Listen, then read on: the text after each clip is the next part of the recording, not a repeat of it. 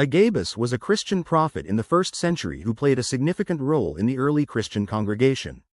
He is mentioned in the Bible in the book of Acts for making two notable prophecies. Prediction of a great famine. In Acts chapter 11 verses 27 to 28, Agabus, along with other prophets from Jerusalem, visited the believers in Antioch. Moved by the Holy Spirit, Agabus foretold a severe famine that would spread over the entire Roman world. This prophecy came true during the reign of Emperor Claudius. The disciples responded by sending relief to their brothers living in Judea, demonstrating the unity and love among early Christians. Prophecy about the Apostle Paul. In Acts chapter 21 verses 10 to 11, Agabus met the Apostle Paul in Caesarea. He took Paul's belt, bound his own hands and feet, and declared that the Jews in Jerusalem would bind the owner of the belt and hand him over to the Gentiles.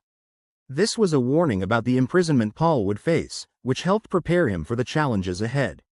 Jehovah's Witnesses view Agabus as an example of how Jehovah God used prophets in the early Christian congregation to provide guidance, warnings, and encouragement.